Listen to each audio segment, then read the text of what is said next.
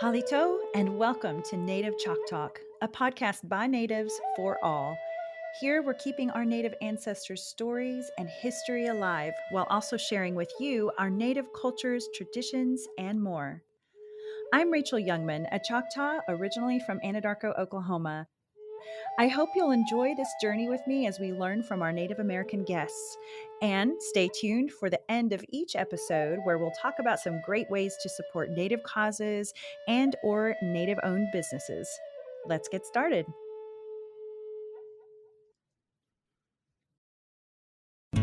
Potential is everywhere in the Choctaw people.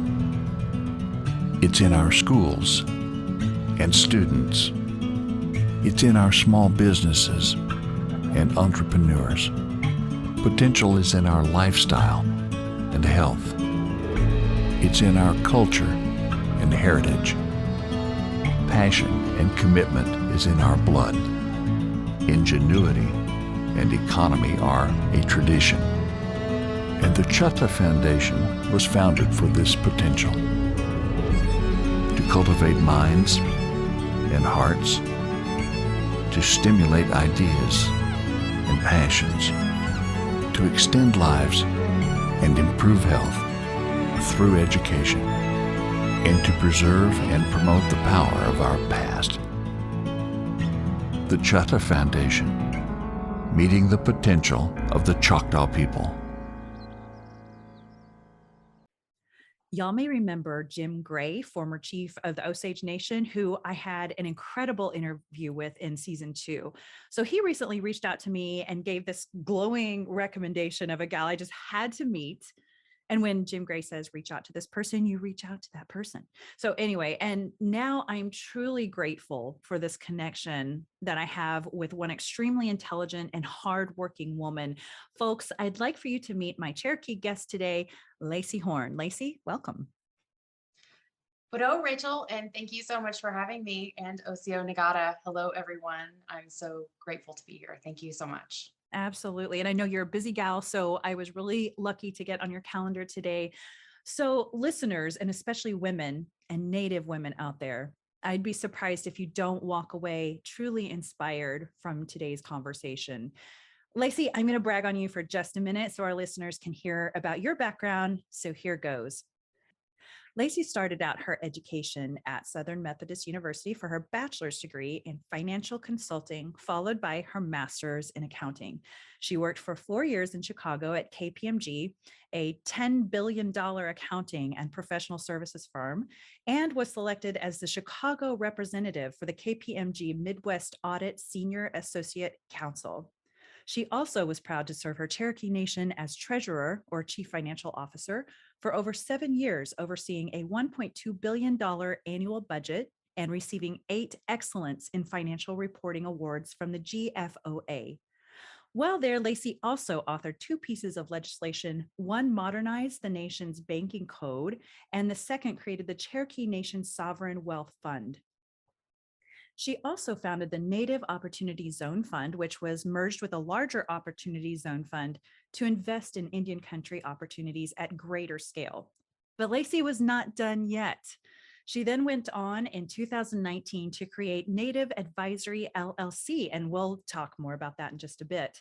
Lacey continues to give back by volunteering her expertise and time on boards and advisory committees that advance efforts in Indian country, such as the Native American Rights Fund and the Smithsonian NMAI. She does public speaking around best practices and helping tribes obtain clean audits and advocates for true tribal sovereignty. Wow, Lacey, how do you do it all? Very organized to-do lists and a lot of help and faith. Absolutely. And it's funny because you and I talked earlier about how we both kind of have that organizer gene. So I knew we were going to be friends from day one. So I don't know how you could do it without being organized. Yeah, like I said, my to-do lists are pretty epic, but I've got defined goals, right? So I mean, I know Right. where I'm going. So, everything on my to-do list is pretty strategic about what I'm actually trying to do. I bet. And it just has to be. Do you ever finish your to-do list? I do, and I always celebrate. And then when I have to do a new to-do list. I've Mm-hmm. got those little carryover things. It's an exercise in getting those done first. So it's pretty amazing. I've had notebooks for years that have all my to-do lists. Right.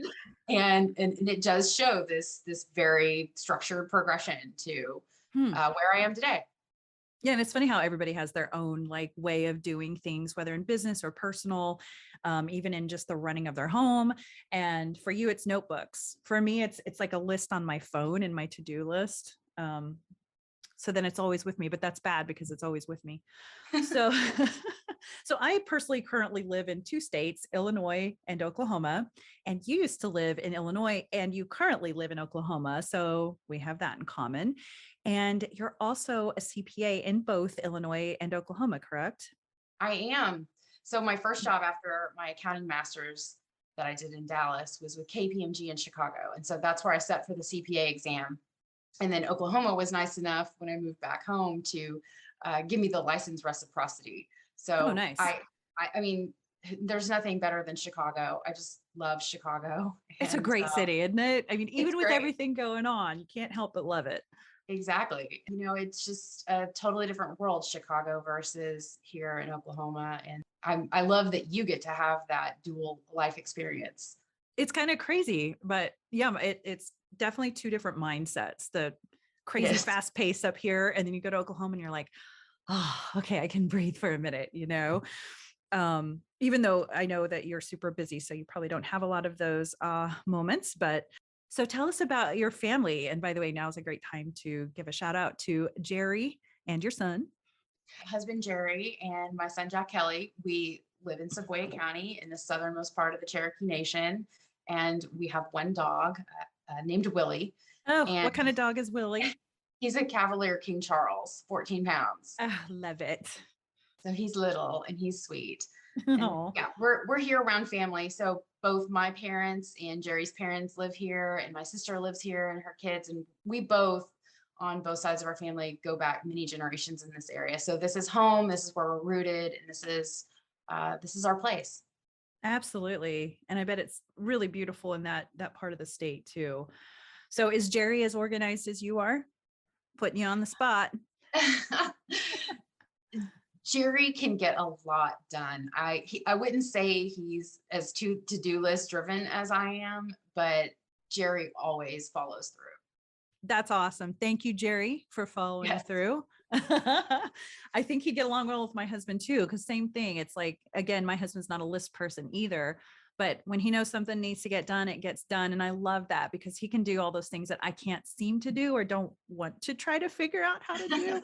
But well, great. So Sequoia County in Oklahoma is the area where you live in. Do you have a home office? Because you obviously are the CEO of your own company.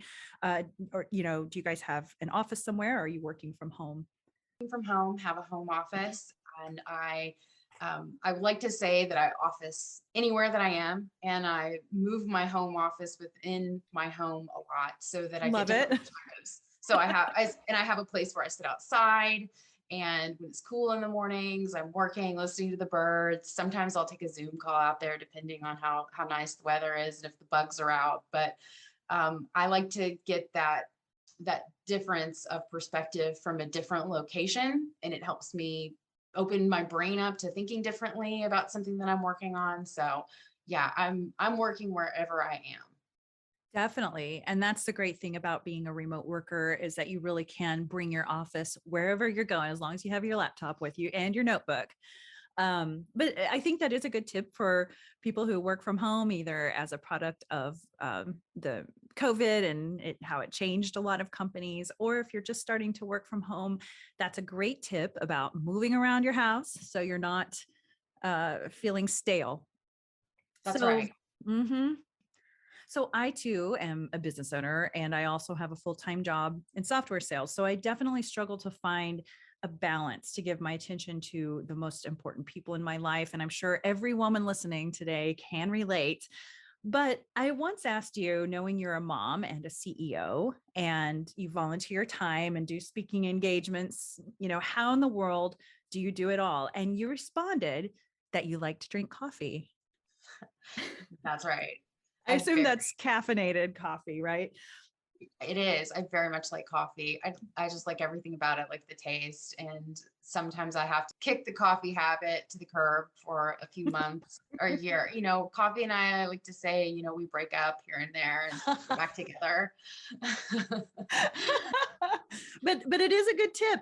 Moms, do you want to know how to be the CEO of your company and stay organized? You drink coffee.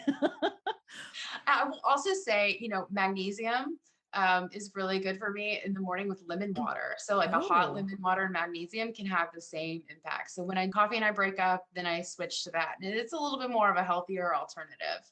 Fantastic. We're getting all kinds of tips and tricks here. For me, it's Dr. Pepper, a lot less healthy than a lemon water, but not in the morning though. But I too break up with Dr. Pepper every now and then we get back together. So, so tell us more about your company, Native Advisory, and the good things that you're doing there. We are a strategic and financial advisory firm working with tribes all over the country. And, whenever I was at Cherokee, I traveled constantly and I was either traveling out of state or just back and forth to Tahlequah, Oklahoma. And so my body and my mind was constantly in motion. Mm. And so after my time as treasurer at Cherokee Nation was complete, I knew that in my next life that I needed to keep my body more grounded in one place so that I could first and foremost be with my son and my family, and that my mind could stay in motion. I continue to volunteer and teach and keep that as a formal commitment, but I wouldn't travel unless it was for a strategic, necessary purpose. Mm. And so, with Native Advisory, we are a virtual consultancy. We help tribes achieve what I call true tribal sovereignty. There's this conversation about tribal sovereignty, but what is actual true tribal sovereignty? And what does that mean? And what does that look like? And so, we've had a real shift, with COVID and with the funding streams, because that's obviously the angle that I come from is from, how do you make money? How do you save money? How do you spend money in this instance?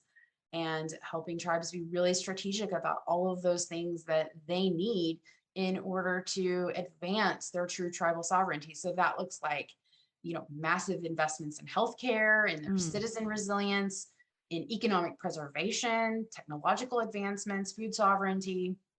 We're looking at the whole of the tribe and how can they create these systems that they can use to rely on themselves versus relying on external systems that quite frankly just weren't built for us.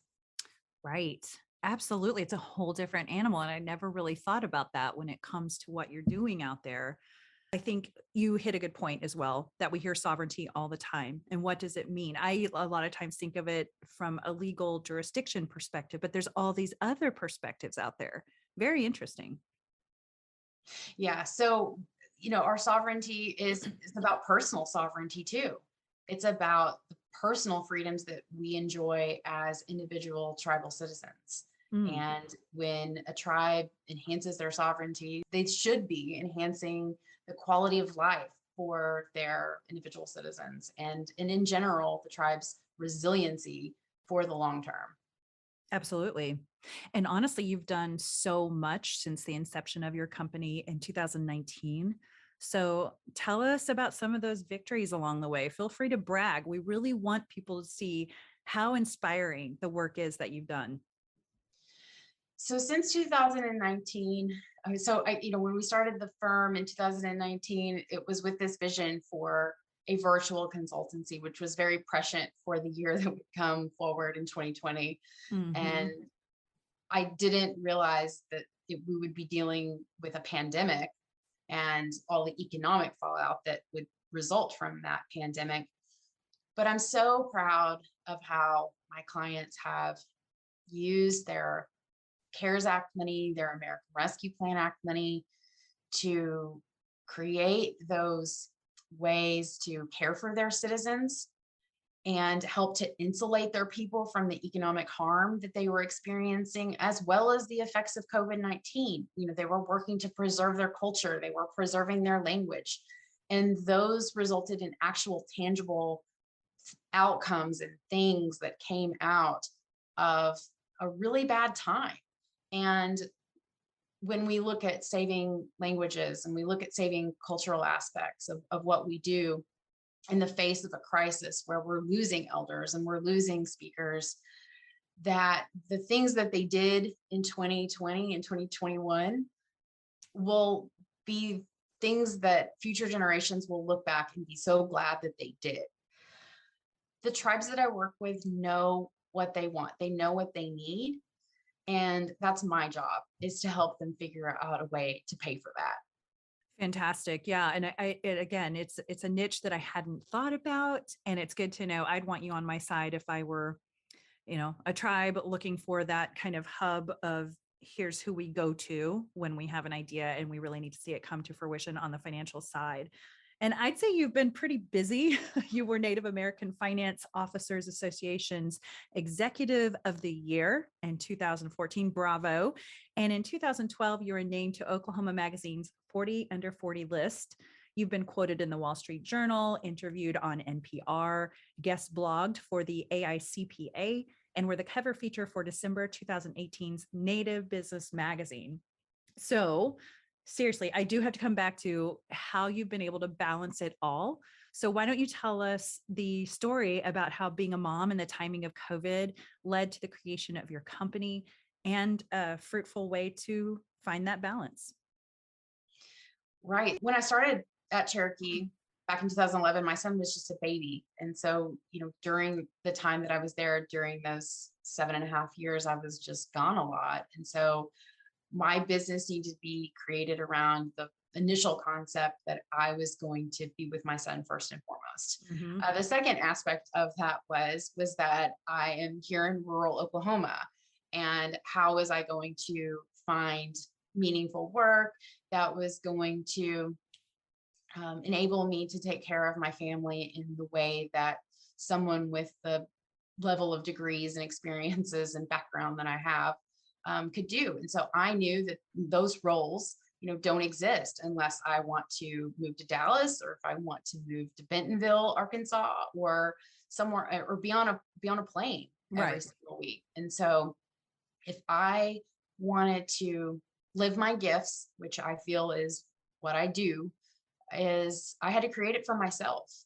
And so for me, it started with the fact of family and place, and that no one was going to come in to save me with some miraculous job offer that was going to enable me to have family and place at the same time. So I needed to do it myself. That is awesome. And that's one of the many surprisingly good things that came out of the pandemic, was people kind of reevaluating what's important to them. And for you, it was being able to be with your son and have that control over your own life and your own time and all that. And so what's really cool, I think too, is that you're conducting most of your business via Zoom, correct?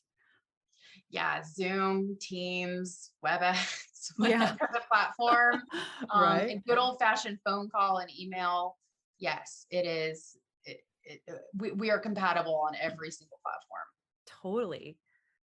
And so your son is in school. So what do you do during the summer months to still be able to keep up? I guess during the school months, it's a lot easier to know you have a certain amount of hours of, totally concentrated time. What do you do in the summer?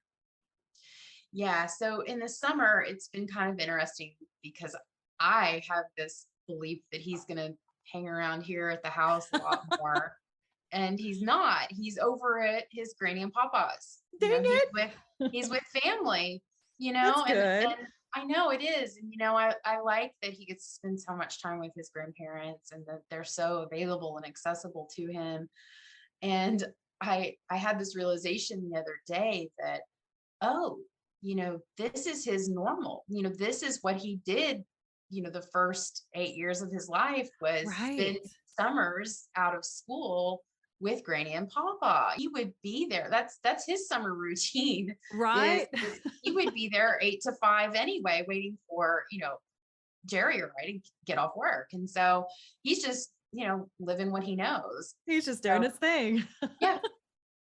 That's great though. I mean, this sounds ideal. I hope it also inspires others to think about ways that we can still be a parent and still be able to put food on the table and maybe even have our own control over our own businesses, our own lives, our own schedules. So you once mentioned to me that owning your own company comes with its perks. What would you say are some of those perks?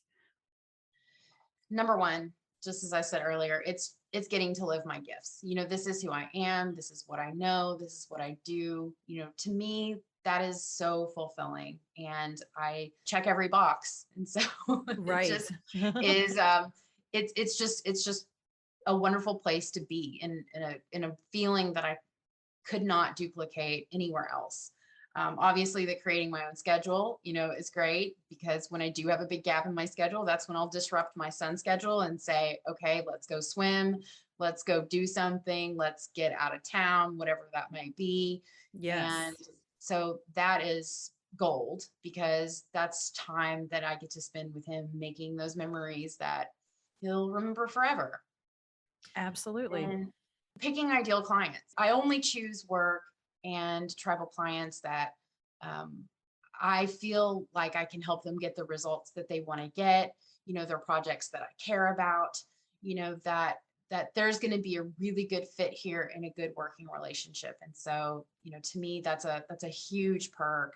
And then just overall, the excitement of, charting our own course as a company, and while having a strategy, is important, but also being open to the fun and the cool things that come our way. That is really a huge perk too, just to get to see, what opportunities and asks come our way for support and whatever is going on in Indian country. For sure. And it's got to be empowering as well, just knowing, hey, I've worked really hard for this. And that's something I don't want to leave out is that, and we'll talk about this in a second, for our listeners, nothing was handed over to Lacey. She spent many years working extremely hard, even in downtown Chicago. All of those things that has led her to where she is now was not given to her. So I think we'll talk about that in a second. But on the other hand, when we're talking about the perks that you've seen along the way, running your own company isn't easy either. So tell us about some of those pitfalls and learning experiences you've had along the way. Yeah, no question. I have struggled and it has not been easy, and learned a lot of lessons, because it's a whole different mindset when you're Hmm.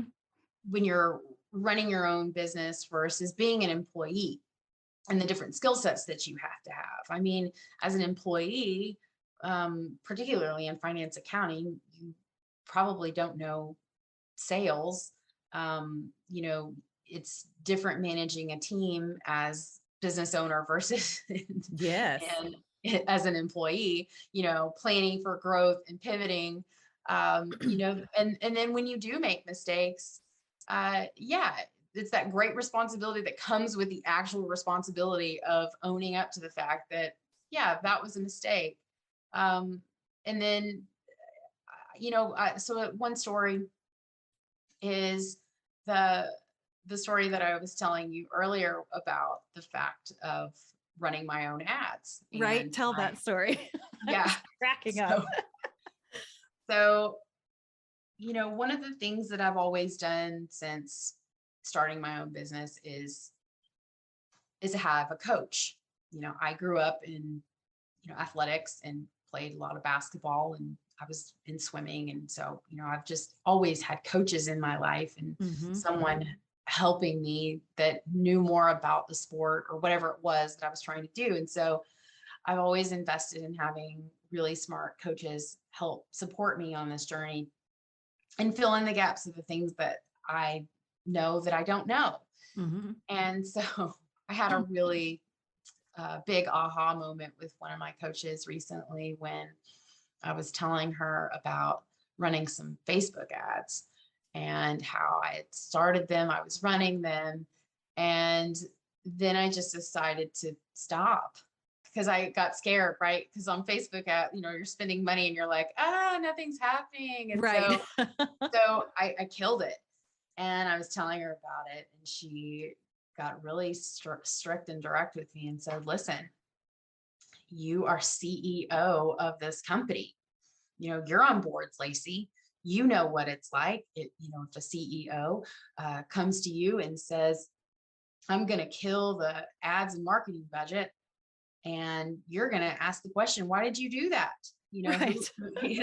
Why did you turn off those ads? And if that CEO came to you and said, oh, we got scared, or, oh, we didn't know what we were doing, then you're going to have a real challenge with keeping that CEO on as CEO. So I think that realization of realizing that, like, it does begin and end with me. And so I am not going to operate my company in a way that I wouldn't operate another company, right? Right, I right. need to act in integrity here. So yeah, I've definitely learned lessons the hard way, but absolutely had a coach in my face and in my space to help me see that blind spot. God bless those people too, that do give it to you straight and are able to help you see things from a different perspective and not live in fear, try to make good, sound business decisions, but also you got to have a little bit of risk in you to start your own company and run it. But it is true though, isn't it? It's like, wait, who did that? Oh yeah, I did it. I'm the CEO. I turned off the ads. Okay, wait. It's totally funny. Yeah, we have to get out of our own way sometimes. Yes. Right. And listen to you've obviously hired people that you trust. And if you find out otherwise, that's another story, but there's a reason they're in place and they're there to support you as well. The people who really help hold up your company with you. I just am so grateful for people like that as well. So I like how your website states, we specialize in strategic and financial advisory to tribal leaders so that they can be financially forward thinking to serve their people and invest for 7 generations and beyond. So to find out more information about Native Advisory, dear listeners, go to nativeadvisory.com. So Lacey, I don't assume that you just woke up at the age of 18 and said, hey, I'm going to be successful. So tell us about your journey to get to where you are today. What motivated you? What made you want to rise up and do what you've done? Yeah, that's a really great question. And I guess it starts with my mom. And I watched her. She's a nurse practitioner, and she's spent her career working for Indian Health Service and Cherokee Nation. And we all learn at the dinner table from our parents what they're bringing home and talking about. And mom was one of those career women that could work a day job and then she made dinner. Wow.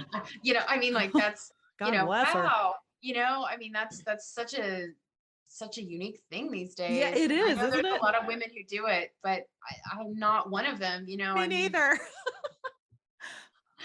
How did our thank moms goodness. do it? I don't know. Yeah, thank goodness for COVID and helping me find the Instant Pot. Here's a plug for Instant Pot. Thank you. Do have a few key Instant Pot recipes under my belt. So. Nice.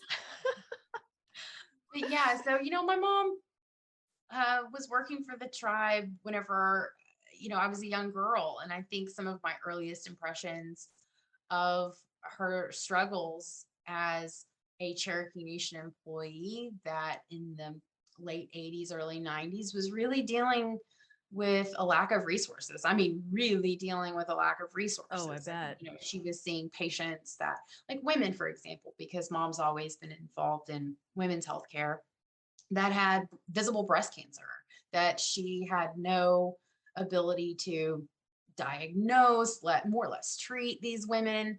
And, these are very, shocking, disturbing things, particularly when you're working in tribal healthcare and it's a small world and people, and these are your friends and your family. And it just really upset her. And I could tell how passionate she was at her job, how good she was at her job. We were always having people come to our house or call our phone in the middle of the night. And, wow, mom was always so gracious, and, she would get in the ambulance and ride to the hospital with people. And, wow. I think my earliest impression, seeing my mother struggle with her inability to really take care of people led me somewhere in my core to think, I want to help my mom help these people, help these women Yeah. that she's seeing, I mean, and these are Cherokees, these are Cherokee women, and my mom's trying to do her best, but she can't do her best. And, I was always good with money, and had a Cherokee grandmother that was very instrumental in helping me learn all about money and Hmm. gave me a lot of experience in money. And then, I went to college and obviously studied financial consulting and accounting and all that. And I just had in my mind, at some point I'm going to go work for my tribe. I didn't know, how or in what way that would take shape, but when the opportunity arose, I stepped into it, and I really tried to maximize every moment that I had in that role, knowing that it was a temporary reality, knowing that I had Hmm. a limited amount of time to make a positive change that would last. And so I think, building from that as a young girl to a young woman and into now, I'm able to take those successes that we had at Cherokee and either replicate those with other tribes or to create entirely new successes with other tribes that wouldn't be possible, without some financial vision behind it. And so I'm just grateful, like, that tribes trust me to do this, that I have that trust, and that they know that I'm going to be a voice that is always going to give them the highest and best advice that has integrity, right? There's a lot of Mm-hmm. a lot Right. of financial advisors that just strictly, don't have integrity, but and even when I'm not the right fit, and they want to hire me, I will tell them, I am not the fit for you. Here's someone else that can do this. Because I think that when it comes to spending money, and when it comes to those fiduciary type decisions, that the tribes they need someone in their corner that is absolutely 100% going to have their interests in mind.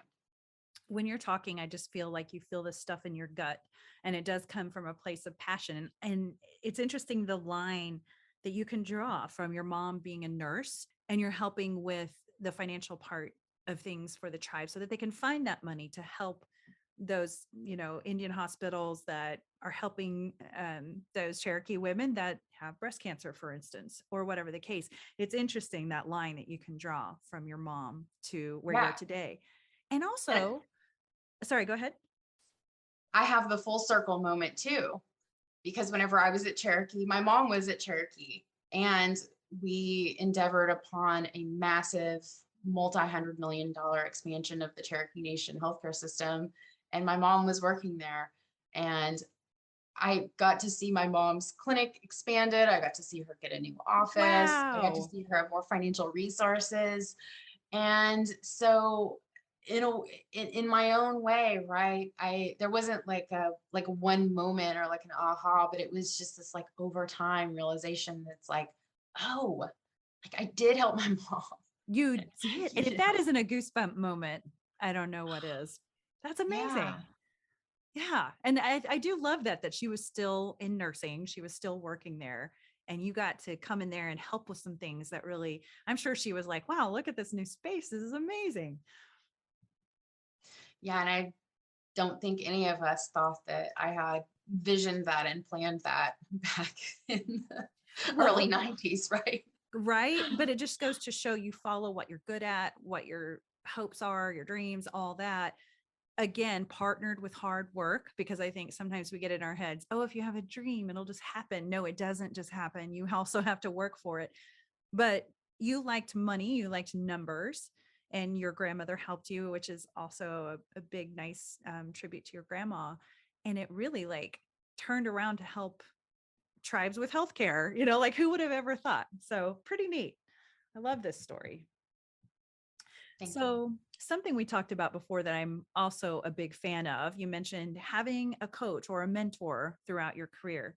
So, tell us about your mentor when you were at KPMG.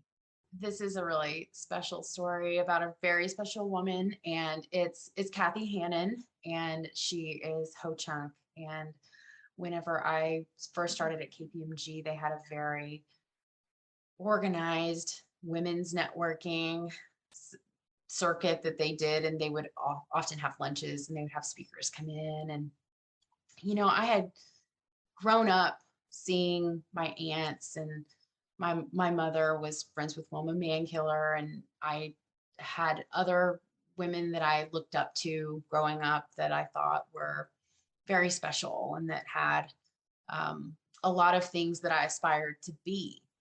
At the same time, I never knew anybody that was in my field. And when I was at one of these events very early on at KPMG, they had Kathy Hannan speak, and Kathy was, I mean, top of the top in leadership at KPMG in Chicago. She was a really big deal. Which is shocking. So you've got a Native woman, a Native person, much less a woman at that level. So that had to have been inspiring for you. Huge. And when she revealed that she was Native American, it was like all the synapses in my brain started firing off because I had finally found someone that I could sort of like anchor to, right? That's like, this is a Totally. woman who is not only in my field, but she's at the tippy top. And I knew that because she had done it, right, that I could do it. You know, I think Totally. that everyone needs that. And, you know, that particularly for women, you know, as we look to break glass ceilings and as we look to charting our own paths, that when we see a role model and someone that is doing the thing that we want to do or has the qualities that we want to have, or both, that all of a sudden things can make a whole lot more sense in our life. And that's what Kathy did for me. Very true. Thank you, Kathy. Yes. That is wonderful. And did you approach her about becoming a mentor, or did it just kind of naturally happen? Oh, I did. As soon as she was done speaking, I was like a moth to a flame, like, shoo. Right. Hey, it's me, Lacey. Hello. Hi. I'm your biggest Yes. fan. And she was so gracious. She immediately invited me to her office, you know, for a meeting Wow. within the next few days. I mean, she sat me down, she spent time with me. I mean, it was, and then she's just continued that, you know, throughout my career to check on me, and she knows Wow. the path that I'm on. It's just really, it is truly an inspirational story to see, you know, how she continually lifts me up. She lifts other natives up. I mean, that's who we all need to be, right? Yes.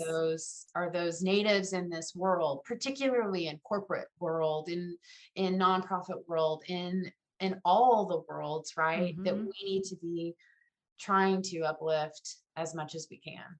Absolutely. And again, the fact that in Chicago, of all places, there were two Native American women at the same company. Do you think you gals were the only two Native Americans there in the company, or at least in that office? I don't know the answer to that, but I certainly didn't meet anyone else that was from a tribe there.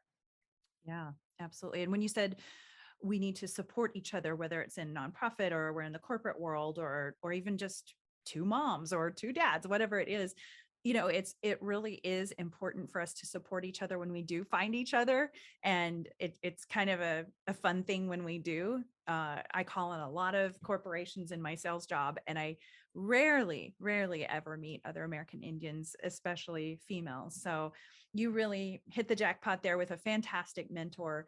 And I think a sensitive topic, but something our Native community struggles with, is sometimes taking charge of our lives. And that can be for any community, but trying to find a way to get around the bad circumstances or excuses that may stand in our way.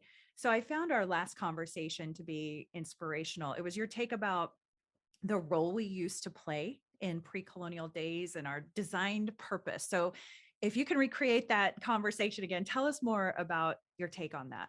When I read texts about how Cherokees lived and operated in pre-colonial life, um, it talks a lot about what I've, and I can't take credit for this term, the workforce society, right? It was Right. about how we were all uniquely endowed with a set of gifts that helped fit into the larger puzzle of who we were as a community, as a society, as a tribe.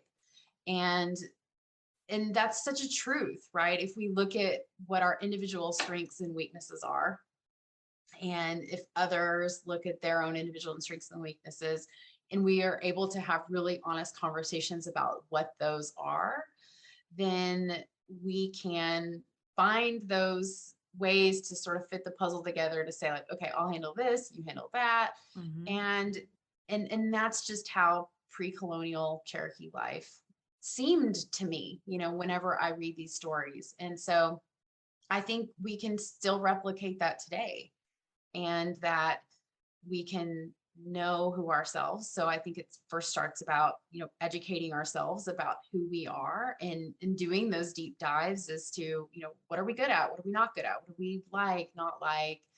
And and being that, because we are here in 2022 at this place and this time to serve a purpose. And our elders went through extreme circumstances and situations with mostly terrible choices to make. Yes. And we can't be complacent about that. We can't waste opportunities, and we can't waste the gifts that we've been given, because every one of us has gifts. Absolutely. And so, we talked earlier about how, you know, this kind of conversation can be inspiring, but at the same time, taking it even one step further, as you said, don't waste those opportunities. Like our ancestors came through so much, went through so much. And so now we have this chance to do big things. And in Indian country, as you know, there's no better time. All these interesting things are happening. We're getting more attention. We're able to make more difference in the world. And so let's not waste these opportunities. And I feel like you're a great example of that, because you've taken the bull by the horns in life. And so I hope we'll take all of these words to heart. It's easy to look at someone's success and assume it was given to them. As I mentioned earlier, you've worked hard. You've made choices in life that brought you here. So I don't want anyone to look at your situation and just make assumptions. Nope, plain and simple, you've earned it. And instead of looking at your success and trying to tear it down or make excuses, let's learn from folks like yourself as to how we can also achieve that success. And that's why I wanted to have this conversation with you today, especially for our Native American women out there. So let's switch gears here just a bit. I'd love to hear more about the Cherokee Nation. It's certainly a well-known tribe, but I want our listeners to hear from you about Cherokee history or culture or traditions, anything you want to share from your perspective. So please do share. I'm a citizen of the Cherokee Nation, which is based here in northeastern Oklahoma, and we are the largest federally recognized tribe and one of three federally recognized tribes of Cherokee people. We're on the eastern seaboard, pre-colonial days, so some of the first of the tribes to meet colonists. And my family was from the Georgia area. Okay. And so do you know how your family, did they come over from during the removal from Georgia into Indian Territory, now Oklahoma? Or do you know much about that part of your history? Yeah, both. So I had some of my family come over uh, as an old settler, so pre-Trail of Tears, and then I had family that came over on the Trail of Tears. So both. Three of my four grandparents are Cherokee, and so there's multiple lineages within those three different grandparents. And yeah, my mother has written me some beautiful pages of notes Oh, on a nice. couple of ancestors in her lovely handwriting in pink ink. And Oh, so thank you, I've got a Lacey's couple of mom. stories. Yes. Please give her a shout out for me, okay? Yes. Thanks, Mom. Thanks, Elise. So thanks to Elise, your mama, for putting together some information for us today, because, this is a great way for us all to preserve your ancestors' story or history or whatever you're about to share, so that your son and hopefully his kids someday can hear this in your voice. So yeah, let's hear it. What do you have? My and I'm not very good at telling ancestral stories, so I'm just going to say a great grandmother. I haven't done the math to count how many greats, Okay, but that's fine. she was the daughter of Okana, and her name was Lacey Groundhog, and she was born in Cartacay along Log Creek. And I actually have a map And of where this was in present day Georgia. okay, gotcha. Wow. I wish I could see your map. If you want to take a picture and send it to me, I'll be sure to post it with this episode. Absolutely. Tragically, Lacey and her sister Quady, along with other family, were removed from their home to be placed in stockades to await forced removal to CN West. And then while in the stockade, they were exposed to weather, sickness, starvation, and physical abuse from the Mm. soldiers. And the family was not allowed to take any supplies or clothing from their home. The government did not provide for the long winter journey. And so along the Trail of Tears, Lacey, she was age 12. She lost her family one by one by one Oh, until she was man. the only family member to survive. And she walked alone the Oh, distance from Georgia to Flint District, Indian Territory. wow. And so at the age of 17, she married a great grandfather of mine, Joseph Taylor from Georgia. And he didn't come to Indian Territory via the Trail of Tears, but he followed behind. And they had 5 children, with the youngest of them being my great grandfather, John Taylor. And he was orphaned around the age of 12. And then he was raised by the Caleb Starr family. And then he owned a general store, and the government decided that he needed to be audited to make sure that a full blood could run a business. Hmm. And the man who performed the audit stole money and misinformed the audit, and everything that he had worked for was taken away. Oh my gosh. 2 steps Yeah. forward, 3 steps back. Yeah. So that's my mother's side. And, I've asked her, to sort of give me her thoughts, Mhm. about this. And she said that we're survivors. Mm. You think about these young children being orphaned and how they persevered, how a 12-year-old, my son is almost 12, That's what I was thinking too. Can you imagine your 11-year-old son or 12 walking over 1,000 miles? yeah, being put Man. into a stockade and Mm. removed from a home where you can't take anything, Wow. and then just, there was just this history of being, orphaned and left alone, and how they continue to make their way. And What so, Sorry, I didn't mean to interrupt you, but what in the world did she do once she got to Indian Territory? You've got this orphan child and 12 years old.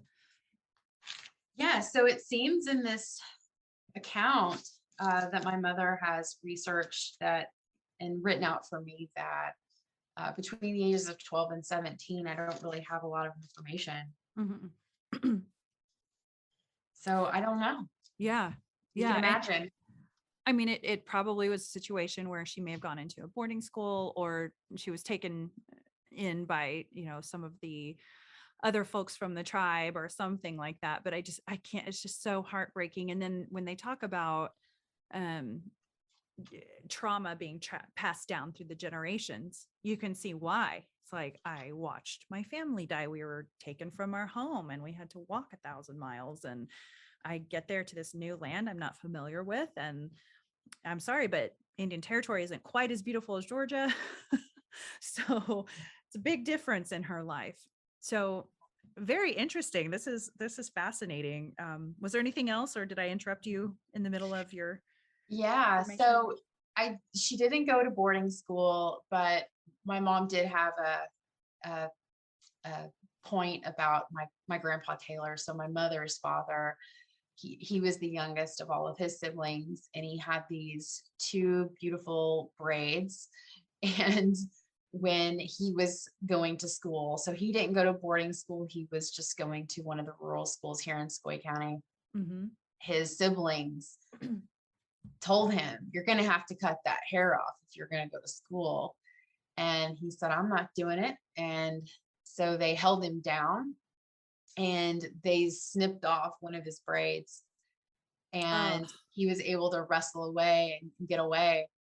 But they were trying to protect him, Right, his older right. siblings, they knew that, he couldn't, take those braids to school. And so they were just gonna, handle business and do it. Oh, And so he ran home, and his mother was able to cut off the second braid and save it. And so my mom actually has that braid. oh my And gosh. so we still have his little baby braid that Y'all, he had to give up, right, in order to be able right? to go to school. Oh my gosh. It represents so much, doesn't it? It does. Wow. From him getting his braid cut off so that he would be able to survive school to you being a CEO of your company. Pretty interesting, Yeah. Wow. What a treasure that is to have it. Have you seen it, the braid? I have. It's so sweet. It's the prettiest Oh, hair ever. right. And a beautiful little ribbon. And it's amazing how long it's lasted. It's Yeah. just it's one of those things that is really special. And my dad actually was in possession of a belt that came over on the Trail of Tears with our family. Hmm. And it's a treasure. It's truly special. And um we keep those things very sacred and very protected, for us, because those are things that our family um, made it through with, and that we're able to carry forward so that our children know, where they've come from, and can continue to tell their story to future generations. But also at the same time, right, we can take responsibility for ourselves today. Yes. We don't, like I said earlier, our ancestors often had the options of terrible decision A, terrible decision B, or Right. sometimes terrible decision C, right? Right. Which of the bad And decisions do you want to take? yeah, I mean, because we just weren't afforded any better opportunity for a choice. And so today, right, just because something happened in our past, doesn't mean that that's something that we have to carry forward. We can take responsibility and choose to heal and choose to work towards that healing, right? I mean, Absolutely. ancestral trauma is real, 100%. That's not what I'm saying. But what I'm saying is that, when we consciously take a moment to acknowledge that and to make changes in our lives and help to make changes for others, that we can little by little right our ship. Absolutely. And isn't that what our ancestors would want? It's like, hey, we Absolutely. went through all of this. Thank you for acknowledging what we went through. Now go make something of yourself. Because I mean, honestly, a good case here is if you constantly only focused on the bad stuff that happened, you honestly probably wouldn't be where you are today. If your only focus in life is the trauma, which again, I'm so glad we recognize it and we honor our ancestors and what they went through. But if it holds us down, then that's not the purpose of recognizing the trauma. So way to be an example of that. Was there anything else on Elisa's sheet there? Oh, there's a lot. Well, I have plenty of time. It's just up to you, whatever you want to share. Speaking of traumas and rules, right? My mom gave this list of don'ts that she grew up with. Hmm. And they are: don't mention the stomp grounds or location. Wow. Don't tell people you are Cherokee. Don't mention Indian medicine. And she gives a story about how when she was a child, she had several warts on her hands, and her mom, my non-native grandmother, who, that's a whole story in and of itself, how um, let's just use the word disappointed her father was that my grandmother chose to marry a Cherokee. That, like I said, is put very, very lightly. Oh man. That her mother took her to a local doctor who started cutting into them, and then took acid, and then Oof. tried to eradicate the warts, and that the pain was so great that she just couldn't take anymore. And then Aw. the next day, her dad, my grandpa Taylor, took her and performed Indian medicine, and the warts fell off. Oh my pretty soon gosh. after that. Yeah. So, you know, we see this ability to heal, right? And that's what my mother, has specialized in, is Hmm. helping others to heal, and that experience that she had, she's carried forward and helped others heal. And we can work on healing ourselves, and we can realize that medicine is still within us, and we just have to activate it. Wow. Very profound. So you mentioned that your uh it was your grandpa or your great grandpa wasn't very happy with the choice of marrying a Cherokee, which we hear that so often. And can you imagine times like sitting around the holiday table and that awkwardness of, I hope they didn't make her husband feel too terrible about himself, but it's got to be awkward. It was awful, and the things that my great grandfather said are a little too shocking for me to even say out loud today. Wow. I mean, like the racism was so thick, and that was a different period in the world. Not to say that racism is fully eradicated, it is not, but Right, right. it was in that context of that period of time. It was pretty normal. And mom tells a story about a cousin of hers on the Roland side of the family, which is the white side of the family, that she was in grade school, and that she had a classmate that her mom or dad told her that was her cousin. And she goes to school the next day and says, "You're my cousin." And the girl was like, "No, I'm not. No, I'm not." Oh my God. And, she was not going to have a Cherokee as a cousin, Oh you know, my so gosh. Isn't that nuts? No, I don't claim you. Nope. Get no, away you from are me. not my cousin. Do not tell anyone you are my cousin. And I mean, that's just, God love it. Like, I grew up with a whole bunch of wonderful cousins, but I couldn't imagine that, It's so you know, sad. it's really, it is. And that's what I'm just, so proud of, who we are today, right? Is Hmm. is is a family that, um it doesn't have those issues, and that my son doesn't have to grow up in a similar situation to that the times that have changed, but we have to be continually progressive about making sure that continues to happen.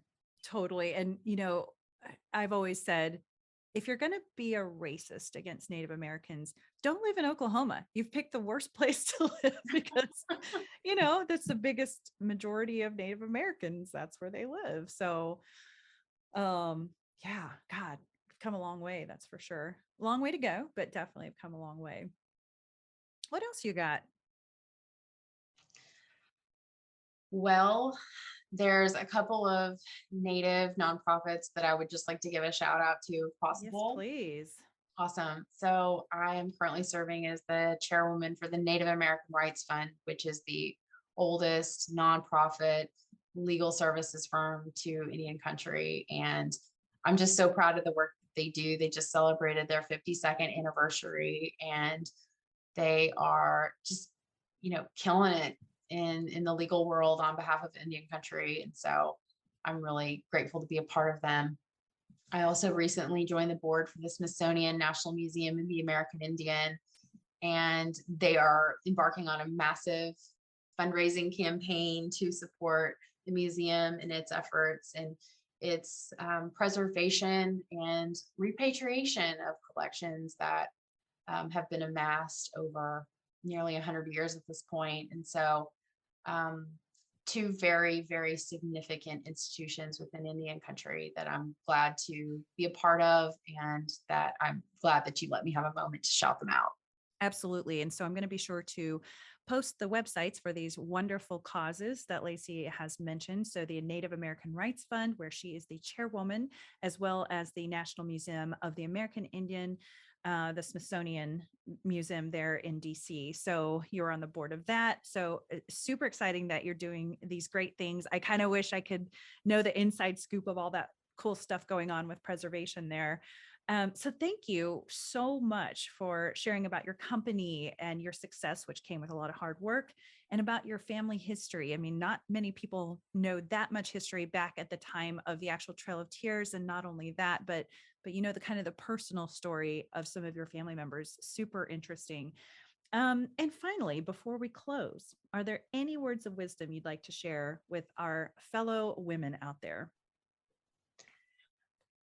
I'd like to share with my fellow women out there that I hope that they are you.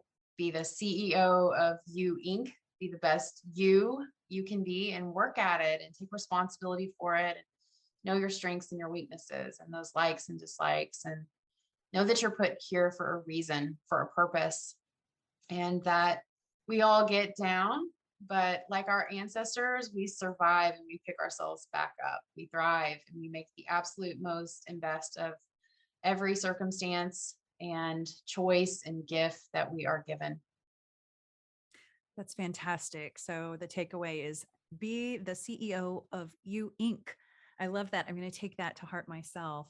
So Yakoki Lacey, for your time and for blazing a trail that we can all look to for inspiration. Widow, Dana Dako Hai. Thank you. The Choctaw Nation has always provided a foundation upon which a future can be built.